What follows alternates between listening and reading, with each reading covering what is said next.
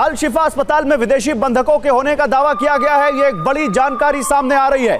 अल शिफा अस्पताल में यह तस्वीर है 7 अक्टूबर की। आप ध्यान से देखेंगे तो ऊपर काउंटर दिख रहे हैं। दरअसल ये एक सीसीटीवी फुटेज है 7 अक्टूबर का और आईडीएफ ने इसको रिलीज किया है। आईडीएफ का दावा है कि जिस दिन हमास के लड़ाकों ने इजराइल पर हमला किया था उसी दिन एक थाई और एक नेपाली बंधक को वो इस अल शिफा अस्पताल लेकर आए थे, जिसमें से एक की तबीयत खराब हो गई या वो घायल हो गया और उसको इलाज के लिए इस अस्पताल में लेकर आए। आप देखिए कुछ लोगों के पास यहां बड़ी बड़ी बंदूकें भी दिख रही हैं, कुछ स्टाफ है जो दूर जाता दिख रहा है उनसे।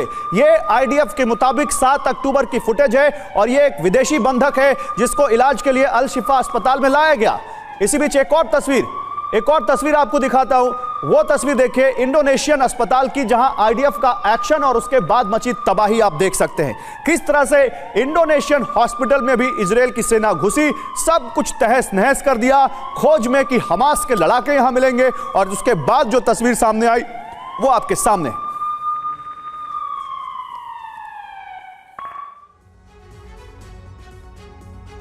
और अब बात उन सबूतों की करते हैं जो 20 फीट गहरे हैं और न जाने कितने लंबे। आईडीएफ के मुताबिक अल शिफा अस्पताल के पास मिली इन सुरंगों में हमास का पूरा साम्राज्य स्थापित है।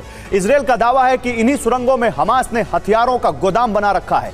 बंधकों को भी इसी में रखा गया है। इन्हीं सुरंगों से वो अपने कमांड सेंटर को ऑपरेट करता है और इन्हीं सुरंगों से निकलकर वो इजराइल पर रॉकेट अटैक करता है।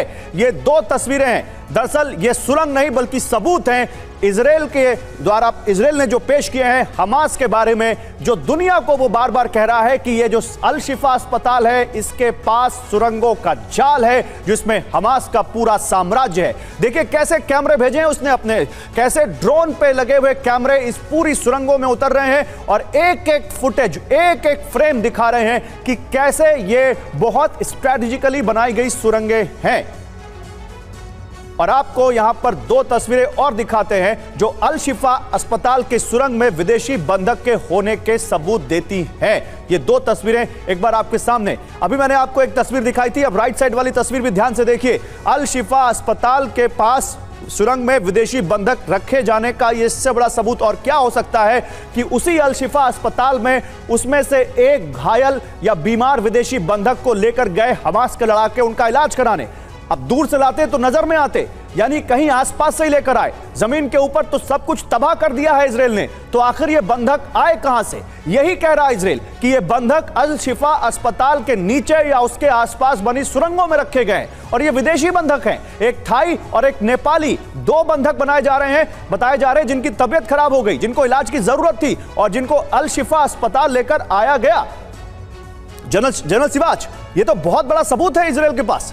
हाँ बिल्कुल, देखो गौरव, इजराइल बार बार बता रहा है कि जो हमास है, चाहे स्कूल है, हॉस्पिटल है, चाहे आपका बाकी जगह हैं, उसका गलत इस्तेमाल कर रहा है हमास। उसके नीचे उसने ऑपरेशन कमांड सेंटर बना रखा है, लॉजिस्टिक बिल्डअप बना रखा है, हथियार रखे। और अल शिफा में तो बार बार कह रहा था कि ये एक बहुत ही बड़ा ऑपरेशन कमांड सेंटर, यहाँ से पूरी लड़ाई को कंट्रोल किया जा रहा है। और अब उसने सबूत भी दे दिए कि ये जो टनल जा रही है, इस टनल के अंदर आप देखें कि ड्रोन भेज के कि इस टनल के नीचे कितना बड़ा ऑपरेशन कमांड सेंटर है। और अब एक नई चीज आई जो आपने बताई कि हो सकता है जो फॉरेन हॉस्टेजेज हैं उनको भी यहाँ रखा गया हो। देखो सच्चाई एक है गौरव, हॉस्टेजेज को इन्होंने अलग अलग बांटा हुआ है, फॉरेनर्स को अलग, दूसरों को अलग, क्योंकि उसको पता है कि जो ट्रैक रिकॉर्ड है इजराइल का, इजराइल हमला कर सकता है, इसलिए उसने इसको अलग अलग बांटा हुआ है कि हॉस्टेजेज को वो एक ट्रम्प कार्ड की तरह इस्तेमाल करना चाहते हैं, स्वैपिंग के लिए इस्तेमाल करना चाहते हैं। मगर इसमें कोई शक नहीं,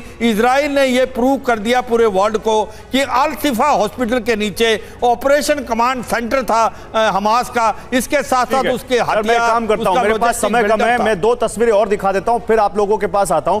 दर अल बला में इजराइल ने कैसे अटैक किया वो देखिए जल्दी से। इजराइल के अटैक नॉर्थ गाजा के साथ साथ साउथ गाजा में भी जारी है और उसी की एक तस्वीर आपके सामने। ये दर अल बला में इजराइल के अटैक के बाद की तस्वीरें हैं। चारों तरफ तबाही देख सकते हैं, चारों तरफ बर्बादी का मंजर आप देख सकते हैं, लोगों को देख सकते हैं जो हमेशा की तरह पिछले 45 दिन से इसी तरह मलबे में अपने लोगों को ढूंढते दिखाई देते हैं। और अब वो तस्वीर जो गाजा में एक और बहुत बड़ी परेशानी का सबूत है। बूंद बूंद पानी को तरसते लोग, आप देखिए कैसे ये लोग बूंद बूंद पानी को तरस रहे हैं और कैसे एक प्लास्टिक शीट है जिस पर थोड़ा सा पानी जमा है और उससे वो पानी पी रहे हैं। ये है गाजा का इस वक्त का हाल जो आप देख सकते हैं।